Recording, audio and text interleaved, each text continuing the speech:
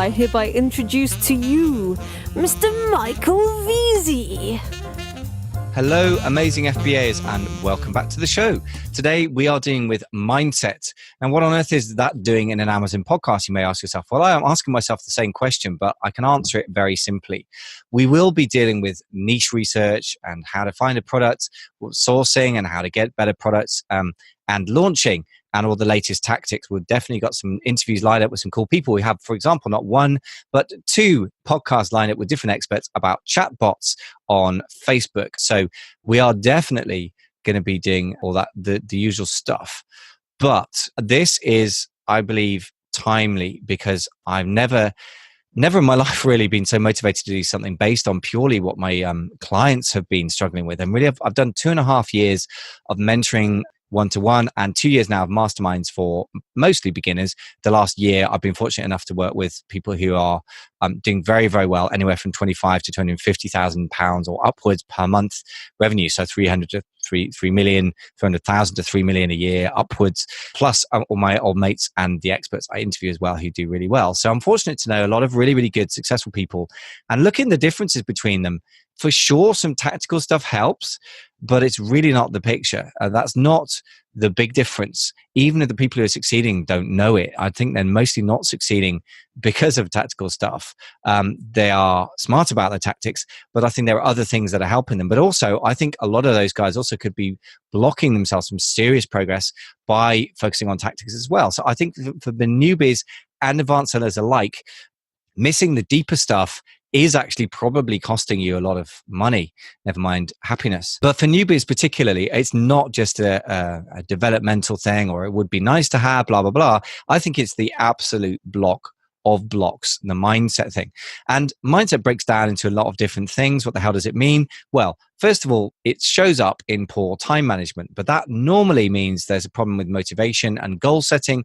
And actually, if you dig a bit deeper, people are very passive, and that's the main difference between really active entrepreneurs who succeed and other people, which comes out into proactivity. So those are the first 3 habits that Covey talks about, which we will be covering over the next few podcasts, which is the habit number 1 of being proactive. Number 2, begin with the end in mind, so goal setting in a really profound way.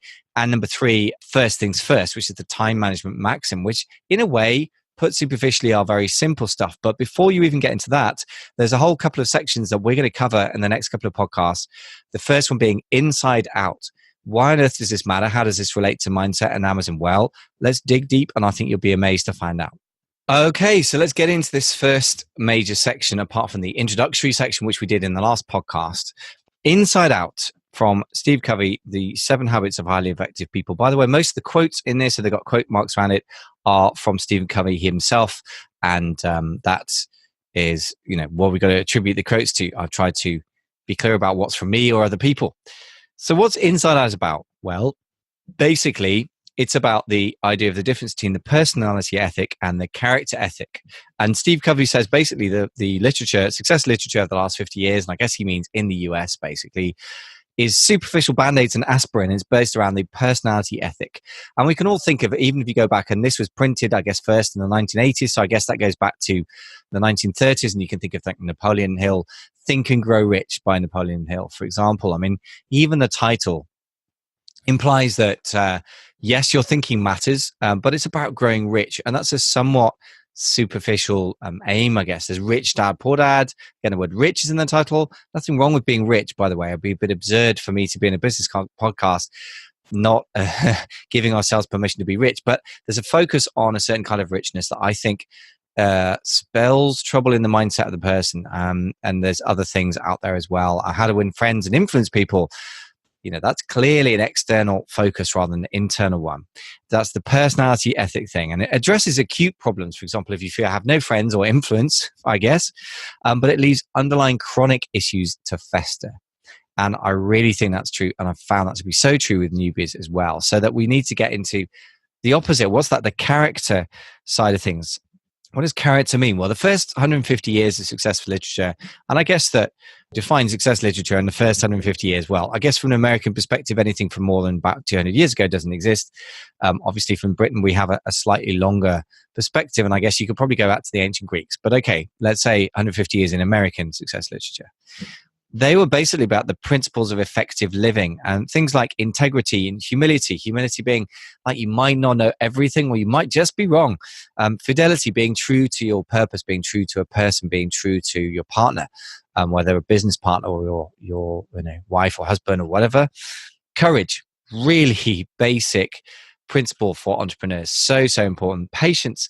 So many people violate this. If you're trying to get a business built in 3 to 6 months that's going to support you and replace your day job, what were you thinking?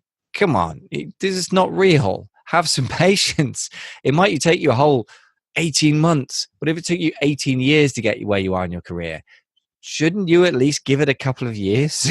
So this is something that shows up all the time. And simplicity now, caveat, simplicity is good.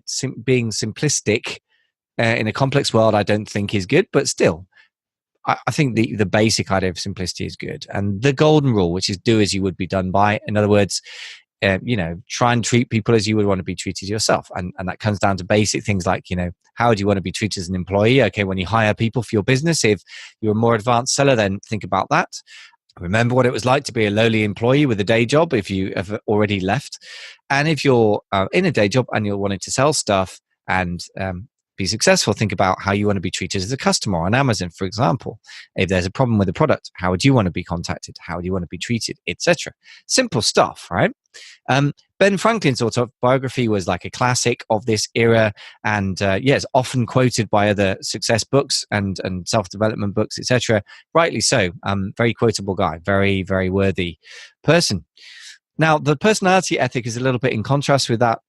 It includes things like public relations techniques, positive mental attitude, manipulation techniques. And there's nothing necessarily wrong with that in and of itself, but there's a reference to the character ethic, but it's lip service. Elements of it are good. For example, personality growth. It's important to develop aspects of being interesting. If I were really, really boring right now, then maybe I'm being really boring, in which case you're not hearing what I'm really saying. You'll turn off the podcast, in which case I think I'm not serving you because you really need to hear this. If you are the average listener to Amazon podcasts, even an advanced seller, I would argue, but certainly if you've never sold anything, you need to hear this, in my opinion. Communication. Again, if I can't communicate well, how are you going to get the message, however good it is?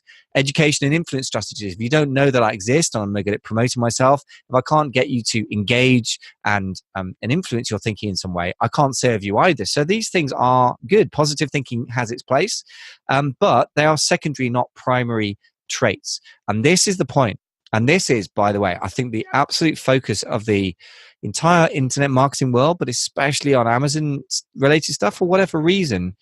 People just bypass all this stuff as if it doesn't matter. And, I guess I was the same, and I was the same as an Amazon seller to start with. And I was the same as a podcaster, but I've gradually come to realize through the I was going to say intimate, but the very one-to-one, difficult sometimes, but also rewarding work, one-to-one and in small groups with people. I've realized these are actually, it is secondary, and the primary traits are the things that people actually have to get down. As Covey says, only basic goodness gives life to technique. And that sounds really down at home and naive, but you know what? If people feel that you're trying to manipulate them, then sooner or later, you're going to lose their trust. And that's such an important thing, especially in a world that's so crowded with marketing. Like on Facebook, you cannot move for sponsored ads, especially if you're unfortunate enough, as I do, to work effectively in internet marketing. You get pitched every 5 seconds. My YouTube account is just full of people trying to sell me onto Amazon courses. Of course it is. And Amazon podcasts and God knows what. But that's okay. But in an environment like that, I'm not there to criticize that, by the way, either. But you know what? The people that seem to have their feet on the ground and my interests at heart are the people that get my vote. And there's so few of them. There's probably 2.5 podcasters that I really trust, that I listen to, one of whom specializes in Amazon. And the other half, I think he's very clever. I'm not entirely sure I trust him, but mostly. So I listen. You know what? It's not about technique. It's about whether I feel they've got my interests at heart. It's dead simple, really. You reap what you sow. There is no shortcut. Again, a quote from Covey, of course. Another great quote, "What you are, shout so loudly in my ears that I cannot hear what you say," by Emerson.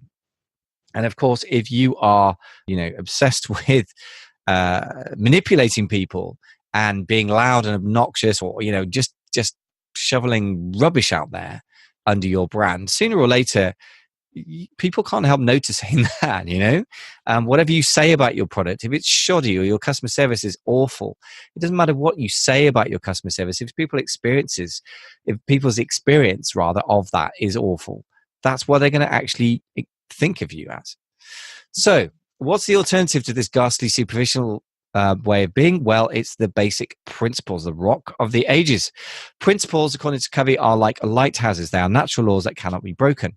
So there's a couple of ways of saying this. I suppose you could say that you must follow these laws. Another way of putting it is natural laws exist anyway, so you might as well go with it because there's no way around this. So it's not so much about an imposed morality, like you must be a good person and go to mass or whatever temple or whatever your religion is.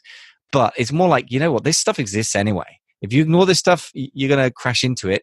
It's not about an imposed morality. It's a sort of law of life, if you like. And I kind of like that way of looking at it. Some examples, for example, integrity, honesty, human dignity, service, excellence, or growth. So many people try and park these, the otherwise wonderful, nice people with PhDs, people with responsible day jobs, people with kids and wives and husbands that I work with, but they try and just kind of, they park the idea of service or growth when it comes to Amazon and just desperately scrabble for the nearest dollar. It's very odd in a way. And I suppose it's because I've been there myself, so I feel like I'm a superior being. On the contrary, it's odd. Why would I do that? And I guess the answer is because we get a mixture of greed and fear. Greed is, oh my God, there's dollar signs that go cling, cling in our eyes, and we go running for it. And then there's fear of missing out, fear of the competition, fear of the marketplace developing very fast. And the thing is, there is a rational basis to both of those things, but fear and greed aren't rational, and they're not really going to serve us. So I guess these things are kind of obvious, but we just forget them when we're trying to sell on Amazon. So that's why I'm trying to remind you of them, I guess. Patience as well. I've mentioned that before. Patience is so out of fashion. I mean, I'm not a naturally patient person, but I'm beginning to recognize from reality, he's kind of bopping me on the nose and going, oi, recognize good stuff takes time to build. So I'm beginning to try and build things properly now. Principles are not these things. This is an interesting one. Principles are not practices. These are specific to different circumstances. For example, the exact strategies you'd use to build a business in the e-commerce space where you have physical products with hard costs are very different from the ones you'd use to build a digital type product where you have no hard costs. For example, the tactics or practices that you would have to build a Shopify-based store are quite different to the ones you'd have on Amazon. Of course, you can integrate both channels and ways of doing things into one business, but you need to recognize the difference. For example, principles are also not values. As Covey says, a gang of thieves can share values. Like we get in there, we rob people, and we're going to get out quickly and make as much money as we can. Sadly, that kind of sounds a little bit like the approach that some Amazon sellers have. And not, by the way, just individual Western people, but some of the big Chinese factories seem to act like that. I mean, they really put shoddy rubbish out there at a terrible price point. And okay, that's one way of doing it.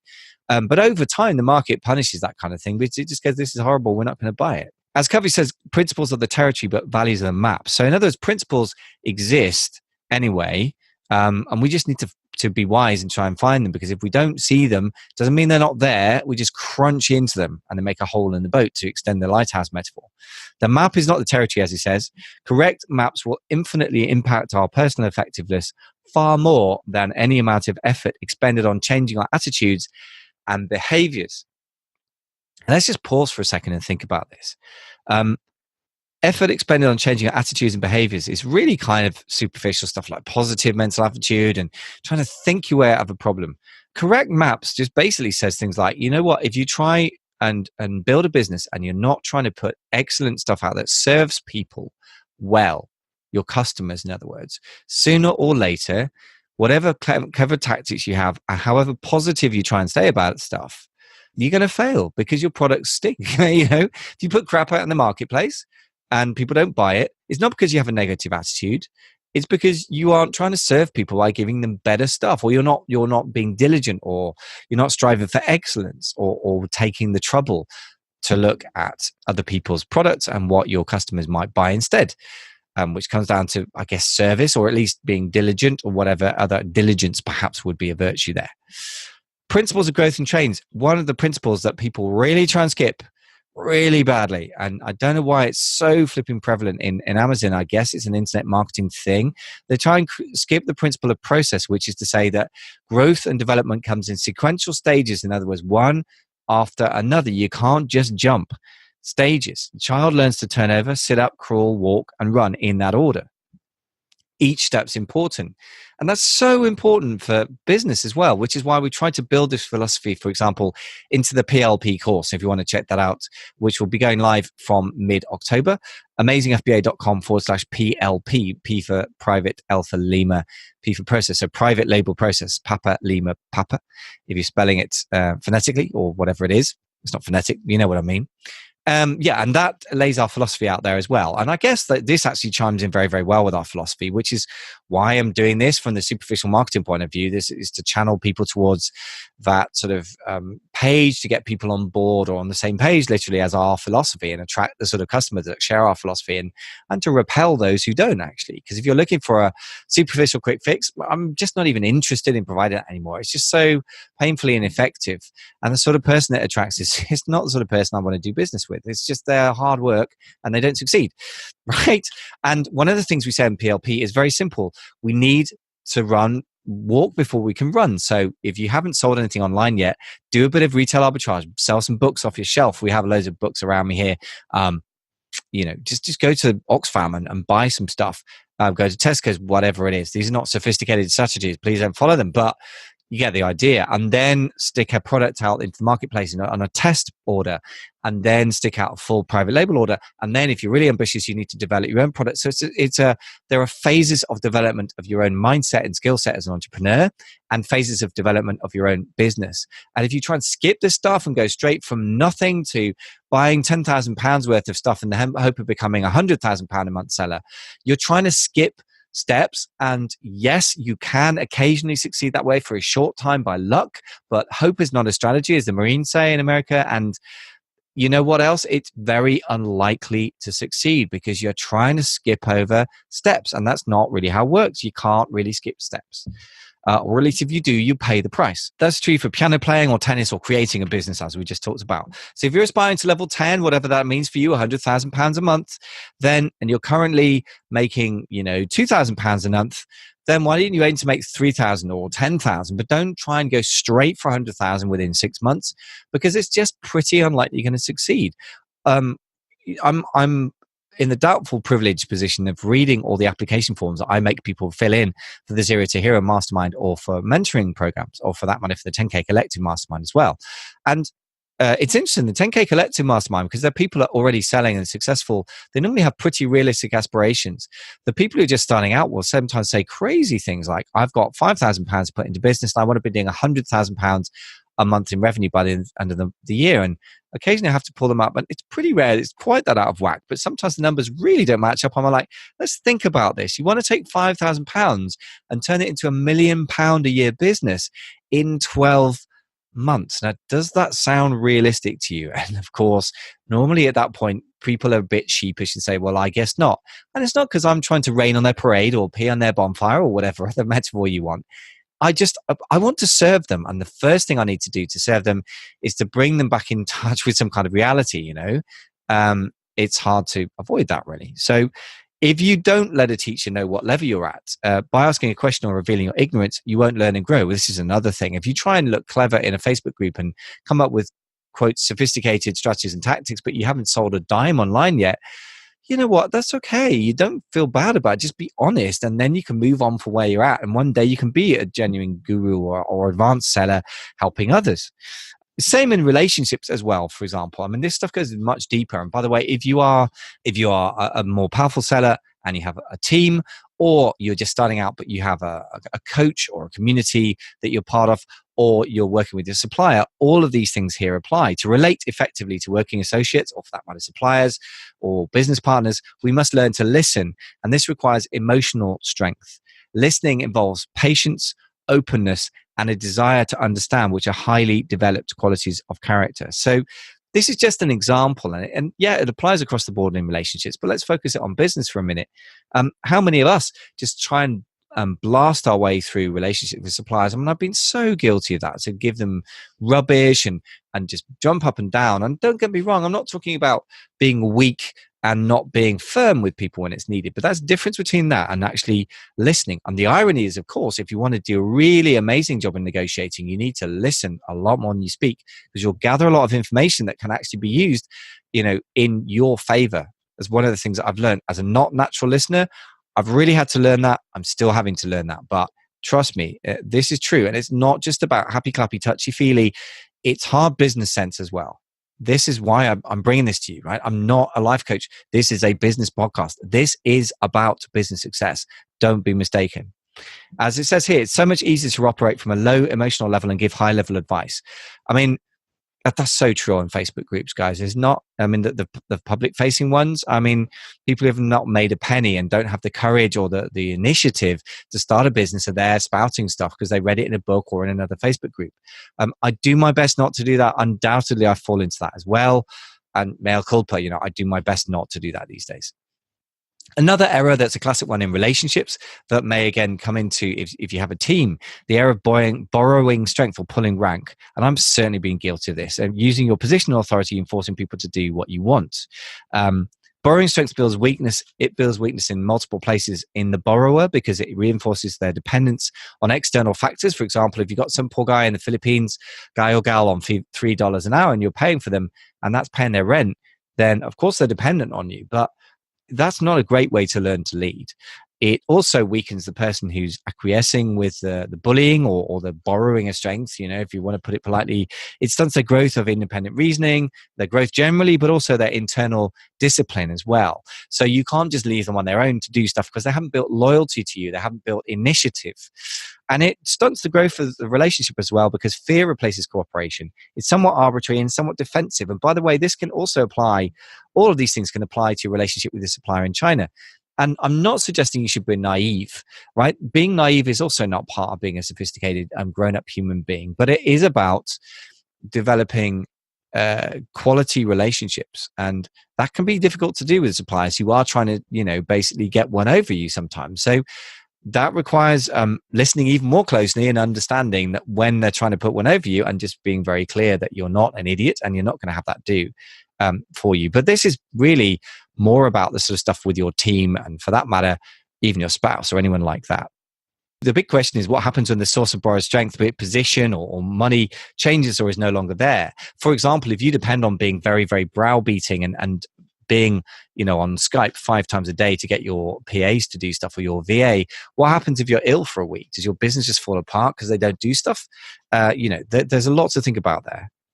Another thing that I think is really good, and this kind of comes from the showbiz world, which is probably just as precarious as entrepreneurship.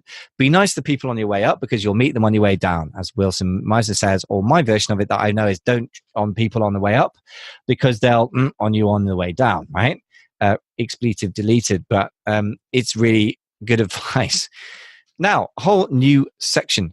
The way we see the problem is the problem. This is another way of thinking. Again, it sounds a bit woo-woo, but if you think it through, it isn't. It's quite profound, worth exploring. People are intrigued. This is so true of Amazon, right? People are intrigued when they see good things happening in organizations that are based on solid principles, and their immediate response is very revealing of their basic paradigm. Paradigm, posh word for pattern, way of seeing the world. How do you do it? Teach me the technique. Like how many times a day does that happen in the Amazon world? Somebody makes a rip-roaring success. The next minute, everybody's begging them to show them how their Facebook marketing works, blah, blah, blah. Sure, there is some superficial stuff you need to know, but what they're really saying is the problem. Give me some quick fix advice or solution that will relieve the pain in my own situation. They're trying to get away from pain, which is only human and normal, and that's a good thing to do, but they're trying to do it too quickly, and they're being driven by the pain instead of what they really need to do to create a solid business. They will find people who will meet their needs and teach them these things, and for a short time, skills and techniques may appear to work. There's loads of it out there. And I've been an affiliate for some of these guys, and that's okay. I mean, actually, superficial stuff is not in itself a problem, but unless you depend on it, it's not about what you do, it's about your relationship to it, I would say. the underlying chronic condition remains and eventually new acute symptoms will appear. This is the problem. It's not a problem to have superficial fixes. The problem is not addressing the underlying causes. That is my contention. And if you are, for example, failing to rank a product because it's just the damn same as everything else out there, it's a Me Too product, then you were lazy in either your niche research or you just didn't know any better, which is fine. Ignorance is a prelude to learning. So that's cool, but just treat it for what it is. Either that happened or you created a monster of a product where you found a poor quality product or the branding wasn't differentiated. In other words, it looked the damn same as everything else.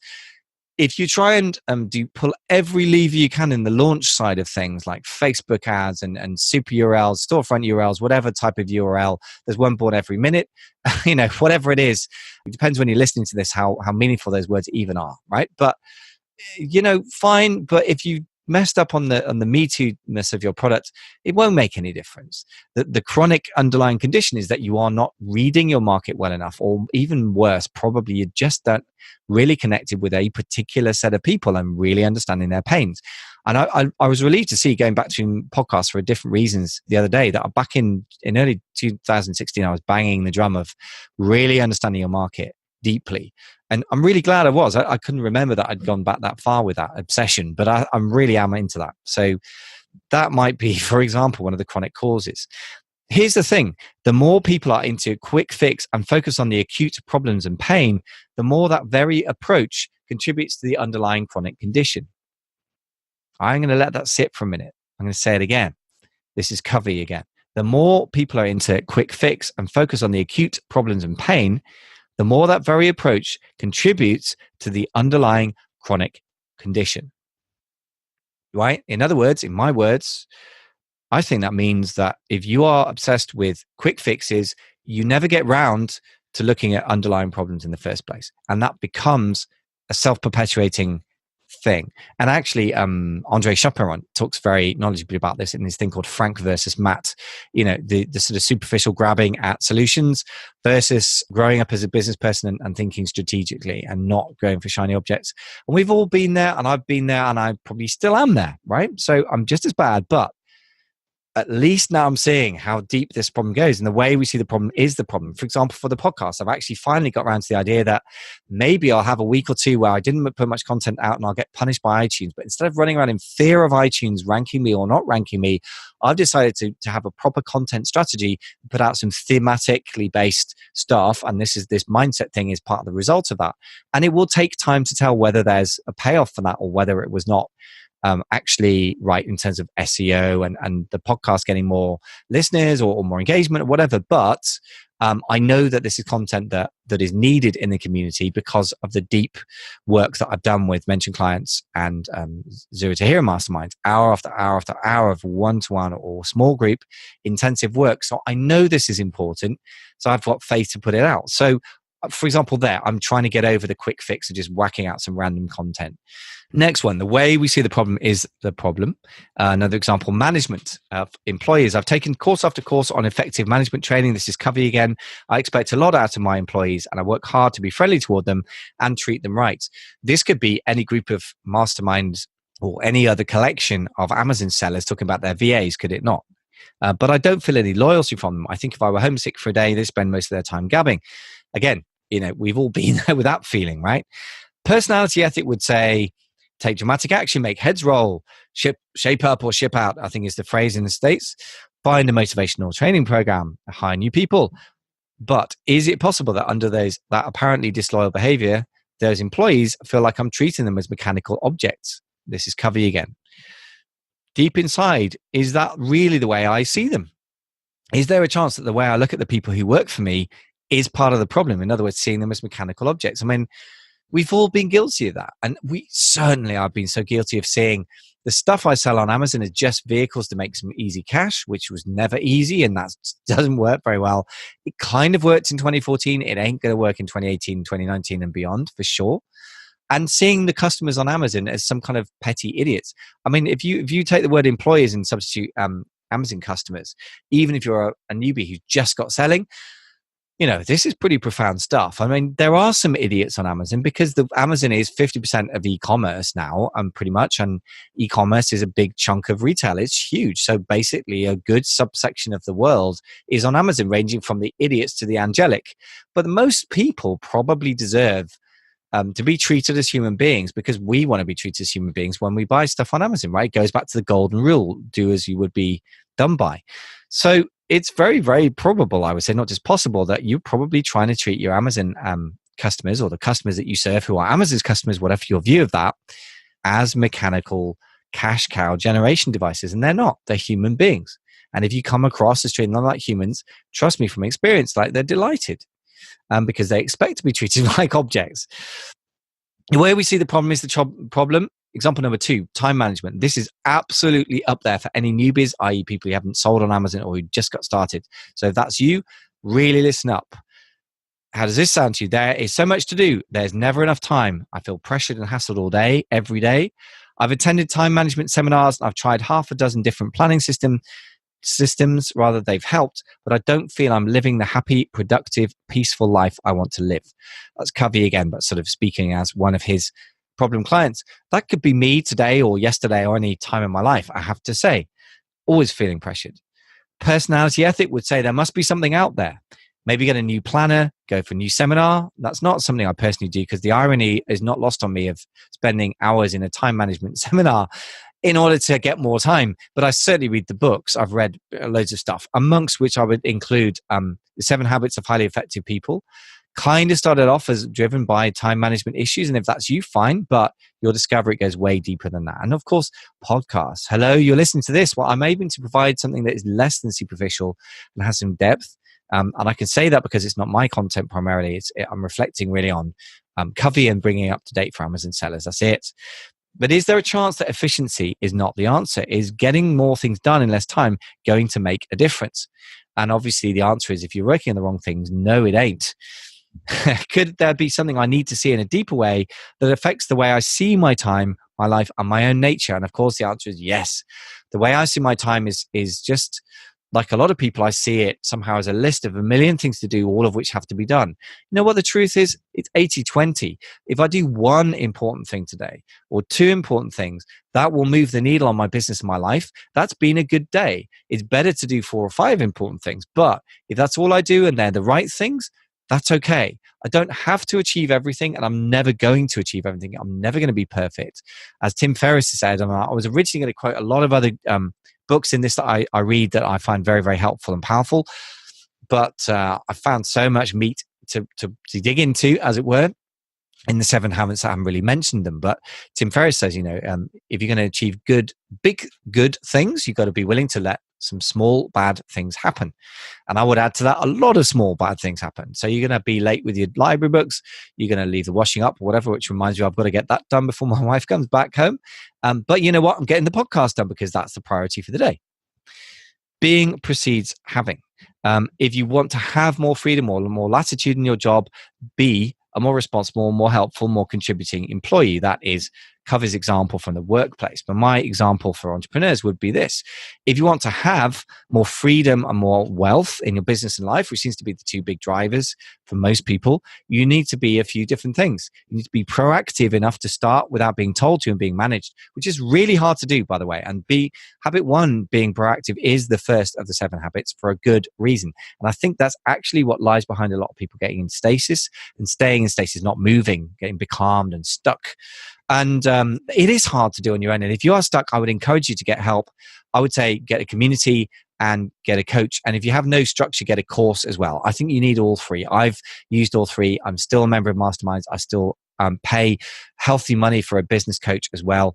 And it's money well spent. So don't try and do this stuff on your own, but you can't part responsibility on a course or a guru or a coach for being proactive. That is your responsibility.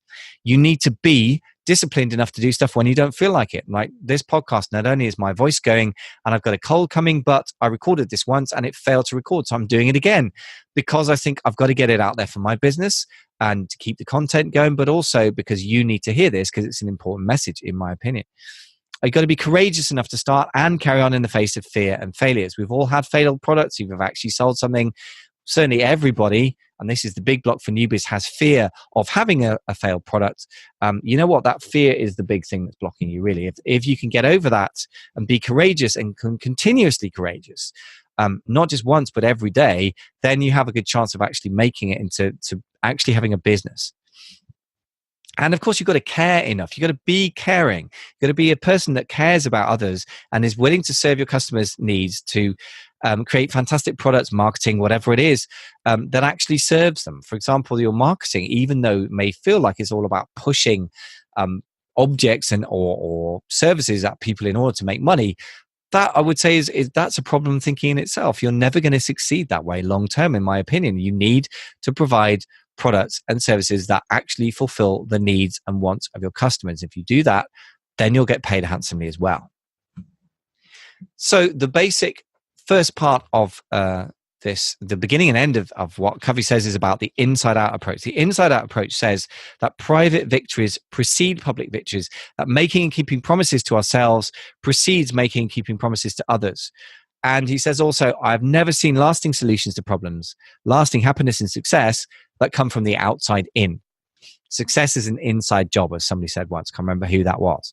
So this is really, I think, the big sticking point for newbies to the Amazon scene, or for that matter, entrepreneurship.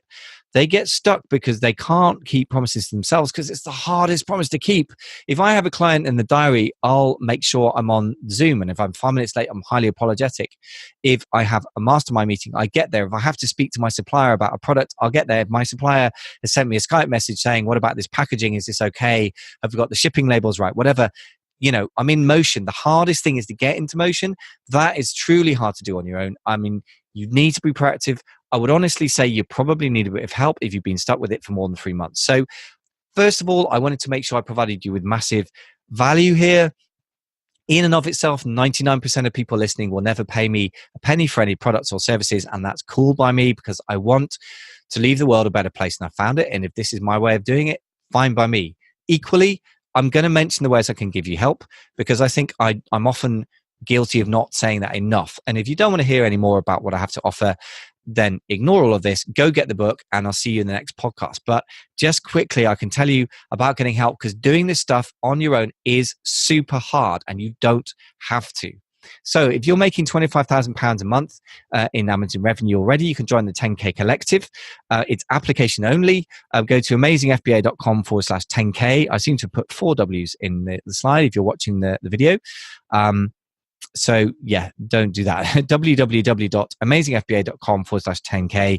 Application only. You'll get the information there. You apply. And then if you're accepted through the application on a form, they will have an interview. And then after that, we can decide if it's a good fit for both sides. So that's for the more advanced people. As Ashley Pierce, who's a member of that, says, it's 100% accountability without the BS. Just to quickly let you know about that, he says, thanks again, Michael Veazey. I'm a motivated kind of guy, and I like to think I'm not too bad at strategizing, but the 10K Collective Mastermind has pushed me further than I knew possible. Ongoing validation of your plans as you implement, reflect, change, and repeat. And the big one, prioritization. Everything as an informed guess when you're trying and getting the data for yourself. With so many people and so many experiences, the pool of knowledge on what to prioritize is invaluable. And I have to say that apart from, I'm not really going to have to blow my own trumpet here. It's simply been a runaway success because the quality of the people is so good.